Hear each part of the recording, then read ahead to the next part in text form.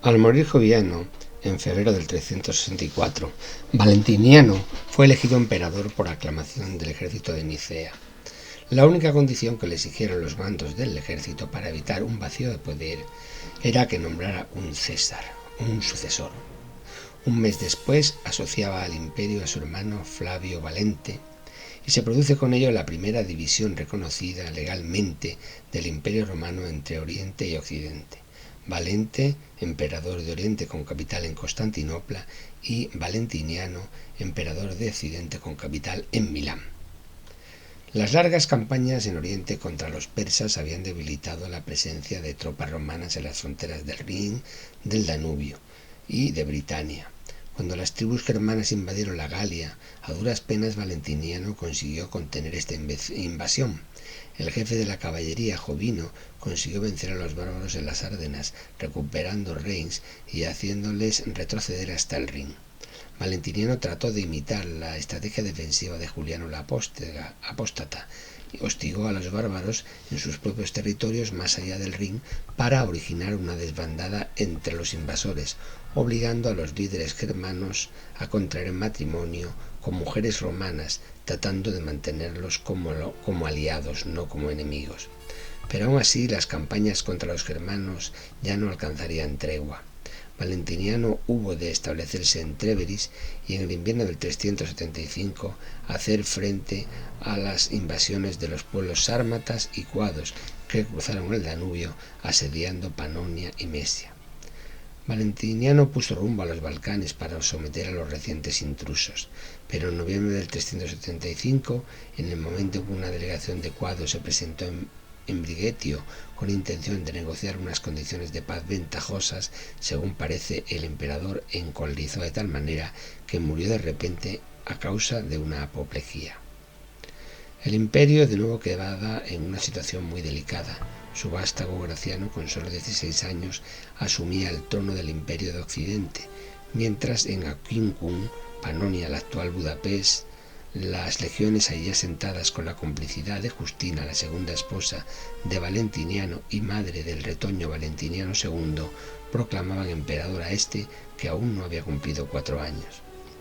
Graciano, carente de apoyo en el ejército, aceptó el nombramiento de su hermanastro, entregándole las provincias de Italia, Iliria y África y asignándole la residencia en Milán. Él sería emperador en Britania, Galia e Hispania, estableciendo la capital en Trèveris y actuando como regente del resto de Occidente hasta que su medio hermano Valentiniano II llegara a la mayoría de edad. En Constantinopla, Fabio Valente, el emperador del fragmentado imperio de la zona oriental, debido a su inexperiencia castrense y a su falta de liderazgo, no estuvo muy acertado en las empresas militares. Pudo solventar con éxito un intento de usurpación protagonizado por Procopio, un general, y negoció una paz desventajosa con los persas. En un primer envite incluso salió airoso en los tratados con los ya establecidos visigodos en las provincias de Tracia y Mesia. Pero el pacto con el rey Sapor III de los persas caducó en 376 y las multitudinarias incursiones de los visigodos, que eran empujados por los hunos, acabaron por desestabilizar los territorios al este del Danubio. Valente se vio obligado a solicitar la ayuda del emperador de Occidente, pero Valentiniano ya no estaba para socorrerle. El prestigio del nuevo emperador Graciano entre las legiones era tan escaso que sus generales decidieron no obedecerle y permanecer en los acuartelamientos para apuntalar las fronteras de Iliria. Valente, que aún se encontraba en Antioquía, recibió una delegación de jefes godos con los que acordó entregarles tierras a cambio de que abandonaran las armas y suministraran hombres para el ejército romano. Pero el acuerdo quedó roto a principios del 378, cuando nuevas avalanchas de visigodos, alanos y hunos traspasaron el Danubio. Las legiones asentadas en la parte sur del Danubio se veían impotentes para hacer frente a los altercados y desórdenes provocados por el asentamiento de los godos. Valente asumió que la guerra por el dominio de los Balcanes era un hecho. Reunió todas las tropas de Oriente y, desde Constantinopla, con un ejército de 30.000 hombres entre romanos y mercenarios, fue al encuentro de los ocupantes bárbaros, que los doblaban en número. La mejor y disciplinada preparación de las legiones en un principio dio ventaja a los romanos, pero en el desenlace final la ágil caballería de hunos y alanos sorprendió a las legiones romanas cerca de Adrianópolis el 9 de agosto del 378. batalla que resultó ser una carnicería para las huestes de Valente. Los mercenarios godos cambiaron de bando y los romanos perdieron la mayor parte del ejército. El propio Valente, aunque nunca se encontró el cadáver, falleció en la refriega. Flavio Valente no dejó heredero. Para cuando Graciano llegó a Constantinopla en el otoño del 378, solo pudo ver la devastación que habían sufrido las legiones de Oriente y llorar la muerte de su tío. En enero del 379, Graciano era consciente de su falta de apoyo en el ejército y de la difícil situación en el este, por lo que prefirió mantener segmentado el imperio, dejando en Constantinopla en calidad de Augusto a Flavio Teodosio, un general de prestigio que a la postre sería el último emperador del Imperio Romano digno de llevar este título. La ausencia de Graciano fue aprovechada por Magno Máximo, un general flamante vencedor contra pictos y sajones en Britania, que se hizo aclamar emperador por sus legiones y mercenarios godos. El infortunado Graciano fue al encuentro de Magno al frente de su ejército, pero la mayoría de sus soldados, cerca del actual París, desertaron, cambiando de bando. Graciano huyó hacia el sur con un grupo de leales buscando la ayuda de Teodosio, pero fue degollado cerca de Lyon por hombres de Magno Máximo. Solo tenía 24 años y había sido emperador menos de 8. Teodosio era hijo de Flavia Termancia, una hispana católica de familia acomodada de la localidad de Coca, y de Teodosio el Viejo, un general originario de Galicia. La vida de Teodosio desde la infancia estuvo muy ligada a la de su padre. Con 21 años acompañó a su progenitor en la campaña de Britania contra pictos y sajones. En el 373 se desplazó también con su padre a África en la expedición contra el usurpador Filmo II, escena en la que adquirió gran prestigio militar. En 374 el emperador Valentiniano lo destinó a la provincia de Mesia como gobernador, donde cosechó importantes éxitos contra sármatas y alamanes. Pero el clan teodosiano, el que más triunfos había aportado al imperio durante el reinado de Valentiniano, cayó en desgracia con la llegada al trono de su hijo Graciano. Teodosio el Viejo fue acusado de traición y decapitado en Cartago. El joven Teodosio, tal vez por despecho o por temor de correr la misma suerte que su padre, abandonó la milicia y se retiró a Hispania. En 378, tras la devastadora derrota de los romanos en la batalla de Adrianópolis y la muerte del Augusto Valente, Graciano reclamó a Teodosio para que se hiciera cargo del Imperio de Oriente. No quería prescindir del mejor general del momento. La tarea encomendada a Teodosio después de la tragedia de Adrianópolis era compleja. Las huestes romanas estaban muy mermadas y los pueblos godos habían tomado posesión de Tracia y parte de Dacia y Liria. Asumiendo Teodosio que las posibilidades de reconquistar las zonas perdidas eran remotas, utilizó la antigua máxima romana divide y vencerás. De todas las tribus godas que cruzaron el Danubio, visigodos, alanos, vándalos y hunos, los más numerosos eran los visigodos y los más feroces los hunos. Teodosio, como ya había hecho Valente, permitió el asentamiento de visigodos, dándoles tierras para cultivar y reconociendo sus costumbres y a su rey, Atanarico, como un estado federal dentro del imperio. A cambio, los bárbaros suministrarían soldados para las legiones, acatando el poderío militar de Roma y la supremacía del emperador. De esta forma, el Imperio de Oriente sujetaba la intromisión de los asaltantes hunos. Atanarico murió en Constantinopla en enero del 381, donde se le tributó un fastuoso funeral de Estado para regocijo de su pueblo. El tratado sellado el 3 de agosto del 382 con los líderes bárbaros y del que se desconocen los términos exactos, estableció los godos como aliados de Roma a lo largo de la ribera del Danubio y fue respetado por Alarico, sucesor de Atanarico, hasta el 395, año de la muerte de Teodosio. En poco más de 3 años y con una política de reconciliación acertada, solventó Teodosio la encrespada situación del Imperio de Oriente. En el 383, en Occidente, el usurpador Magnus Máximos había penetrado en la Galia, derrotando y haciendo ejecutar al joven Graciano. En un principio, para evitar una espiral de guerra civil, Teodosio fue complaciente con Magnus, incluso lo reconoció como Augusto de Occidente tras un convenio entre el propio Teodosio y Magnus mediado por Ambrosio, obispo de Milán. Después de todo, Graciano había sido el verdugo de su padre.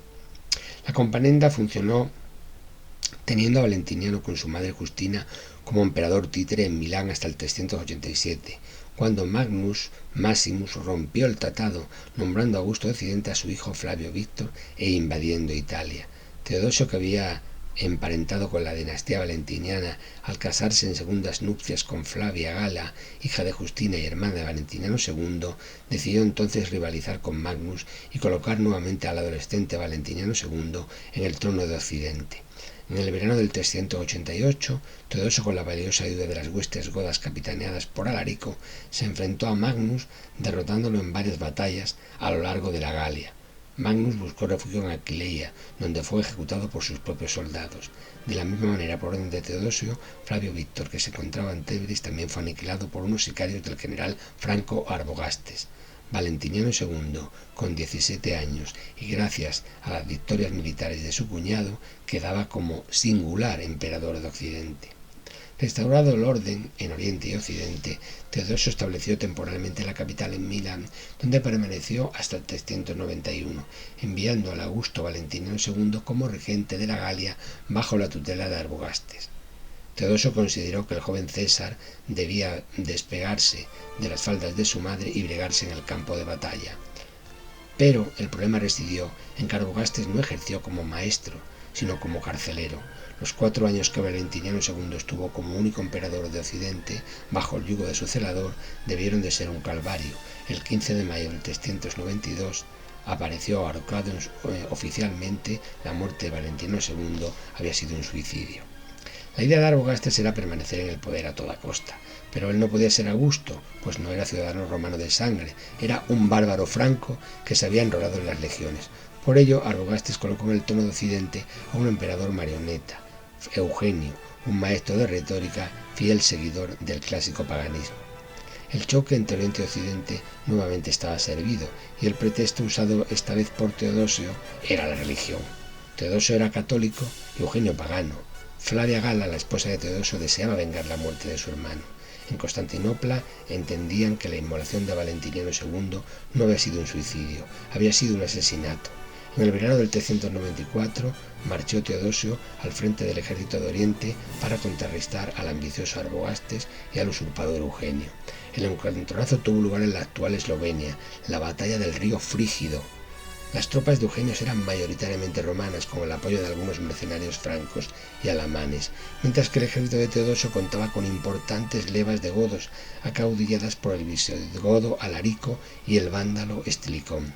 Después de 2 días de encarnizada refriega, el 5 y 6 de septiembre, las huestes de Occidente fueron derrotadas. Flavio Eugenio fue hecho prisionero y, a pesar de las súplicas, decapitado por orden de Teodosio. El general Arbogastes consiguió huir, pero al verse solo y sin apoyos, optó por el suicidio, insertándose su propia espada. Durante los primeros años como emperador, Teodosio fue relativamente tolerante con algunas formas de paganismo y las diversas facciones del cristianismo, tal vez para no inquietar a los aliados godos, que eran arrianos.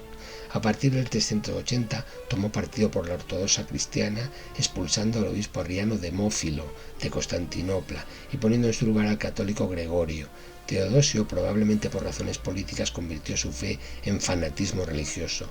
No toleraría más que una sola religión en su imperio, el catolicismo, e inició una persecución contra la herejía arriana. En el 390 ordenó la ejecución en el anfiteatro de Tesalónica de miles de personas acusadas de herejes. Igualmente decretó la prohibición de la religión pagana. Todos los templos paganos fueron cerrados por orden imperial, de suerte, como dice San Jerónimo, que los dioses tenían como única compañía en sus hornacinas a las lechuzas. Un decreto imperial prohibía a sus súbditos sacrificar animales inocentes a los ídolos sordos y mudos, e incensar en las casas y hacer libaciones a los penates y otros dioses tutelares. Toda casa que se inciense pertenecerá al Estado, rezaba el decreto. En el año 394 también quedaron definitivamente prohibidos los Juegos Olímpicos. Sin embargo, símbolo de esta época son las últimas frases pronunciadas por el oráculo profético de Apolo en Delfos. He aquí la respuesta que recibió el médico particular y amigo de Juliano cuando por orden del emperador consultó el oráculo. Ve y di a tu amo. El célebre templo es un montón de ruinas. Es todo lo que queda de la mansión de Apolo. El laurel profético ha desaparecido. La fuente de la profecía se calla, desde que el agua rumorosa se ha agotado. Teodosio se retiró a Milán, donde, quejado posiblemente de un edema pulmonar, el 17 de enero del 395 murió repentinamente con tan solo 48 años. Habían pasado solo 4 meses y medio de la importante victoria del río Frígido en Eslovenia. A finales del siglo IV, adoptando severas medidas de intolerancia religiosa destinadas a la unidad de la Iglesia, y gracias a una política de tratados con los bárbaros y a una acción militar enérgica, Teodosio consiguió contener las intromisiones de los pueblos en el este y fue el último emperador capaz de mantener unidas las dos demarcaciones de Oriente y Occidente del Imperio Romano.